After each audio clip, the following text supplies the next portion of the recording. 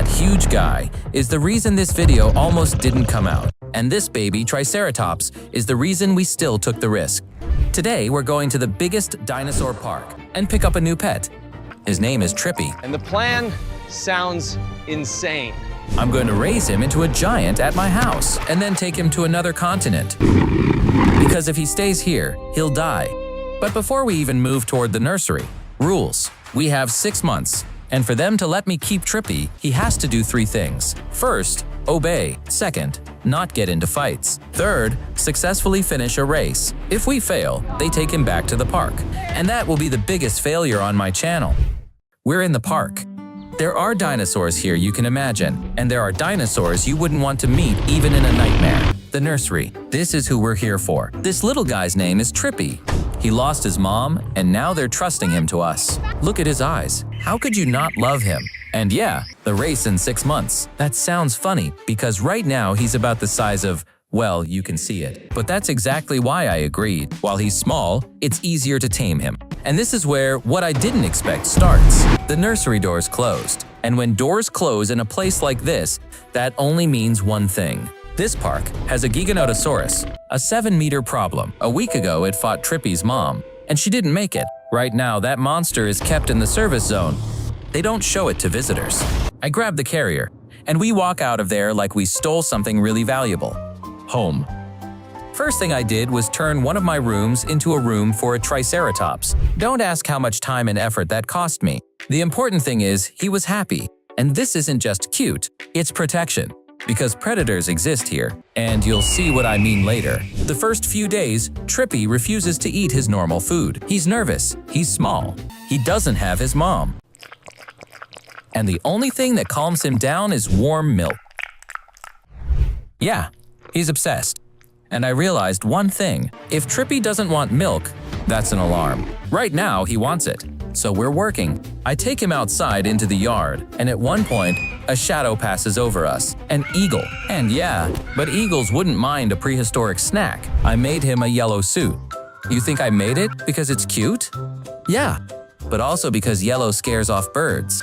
And now it's not a costume. It's a protection system. Because one injury, and they'll pull us before we even start. A month later, I realized for the first time that we could lose everything. We went to train at a dog park, and the idea was good until we saw the dogs. Trippy is usually not aggressive, but this time he absolutely did not get along.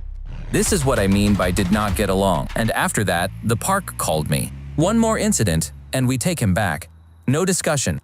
I hang up. Back then, I had no idea his ability to fight would end up saving my life. And for the first time, I really feel like this isn't a game. More time passes. And it gets worse. Because he grows faster than I thought. The yard gets small. The room gets small. Everything gets small. And right then the park gives us a chance. The first qualifying round. This was supposed to be our turn. Come on, we've got this. The run starts. Oh no! He just didn't run.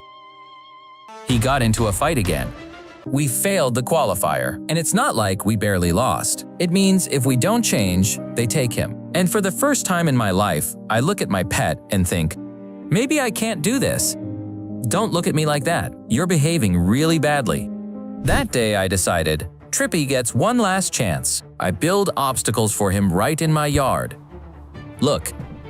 Ramps, he has to jump. A small pool, so he learns not to fear water. And the main thing, a runway so he can build speed without hitting a wall in 3 seconds. He does it. 4th month. 2 months left until the race. And Trippy is not a baby anymore. Bad news, the yard is too small. He accelerates, and the yard ends. Good news, they lifted our ban on going outside. And I realized one thing. Trippy doesn't like walking. Trippy likes running. And yeah, people are filming. A lot of people are filming, which means if he starts a fight again, everyone will see it. 5th month, 1 month left until the race. And this is where the nightmare begins. I wake up and realize something's wrong because Trippy didn't come demanding milk. I bring the bottle, and he doesn't react. And that is scary. He's hot, breathing hard, won't stand. We drive to the vet. The doctor takes an x-ray, and then he points at 2 numbers on the monitor. He needs a dry, warm climate. Otherwise, you're going to lose him. That week was the longest week of my life. But later we found out the real problem wasn't the sickness. Race day. And Trippy is still weak. And honestly, this is the worst day to be weak, because today decides everything.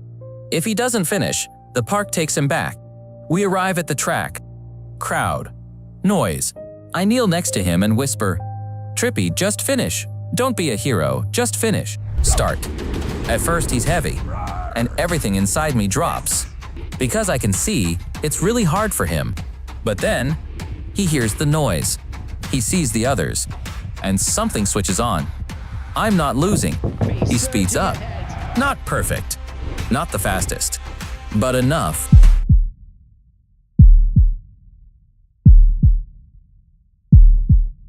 Finish line. He comes in third, and I'm yelling like we just won the world championship. Because third place is the place that gives us a chance. I run up to him, hug his neck, and he does what he always does. Looks at me like, "Where's the milk?" I give him milk. He takes a couple sips, and then his legs buckle. He sits, then lies down. And I realize that's not tired. And the doctor says a sentence I hate. He won't survive here. The climate doesn't fit him. He needs dry, warm air. I take him somewhere he'll breathe easier. Which means Africa. We need a ship now. And you know what's the craziest part? We actually got lucky. But of course with one but. Because when I sign the loading papers, I see the second cargo item on the list. And that's what makes this video the most dangerous video I've ever filmed. We load Trippy. They set him up with a warm crate. Blankets, lamps, water. I basically turn a corner of the ship into a Triceratops hospital room. Night. The ship is already out at sea. All around us, just water. And then the lights flicker. Once, twice. And with the lights for a second, Trippy's lamp shuts off. I run to his crate. Because if he gets cold again, we lose. And in that moment, we hear a metal bang. He tore the container apart. He was furious. Then he jumped straight into the open ocean, and I have a feeling this isn't the last time we'll see him. Africa. Savannah. And I'll be honest, I thought the scariest part stayed on the ship. I was wrong. A week passes, and for the first time in a long time, I see it. He stands up on his own. He walks on his own. And most importantly, he wants to eat again. First time out in the savannah. I thought he'd be careful, that he'd be scared. Yeah, sure. He steps out, sees all that space, and starts running in circles like a dog. Except it's a dog that weighs like a truck. And right where I always hate being, a body of water. I already know what happens when water shows up in the frame. We get closer, and I see a crocodile. Trippy takes a step. I take a step back. The crocodile moves, but you know what Trippy does? He just snorts. And the crocodile slowly slides back into the water. And I'm standing there realizing. And then I remember his weird obsession. He loves rhinos, and today he sees them in real life. A herd of rhinos. Trippy takes a step toward them. Then another. The rhinos see him.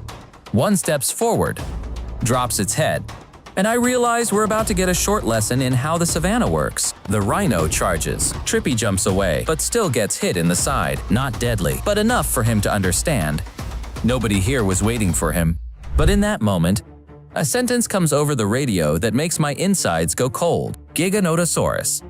That cargo, that 7-meter problem. And apparently, he didn't just get out. He went into the savannah, which means he didn't escape. He walked into a world where you can hunt. Panic starts. Rangers in vehicles. People with flashlights. Everyone on radios. And the scariest part, in the savannah, you don't see him first. First, you see animals start running. Birds take off. Antelopes scatter. Zebras bolt. And only then you understand why. We hear a roar, deep, low, the kind that makes the air vibrate. And I realize he's close. And then I see the rhinos. The same ones. They're bunched up, nervous, staring at one spot. And out of that spot, he steps. Giganotosaurus. He's not running. He's walking slowly, like he's not in a hurry at all. And the rhinos do what they do. They move forward. And for a second, I think, maybe they can handle this. But the Giganotosaurus takes a step closer, and the herd starts backing up. Because this isn't a fight.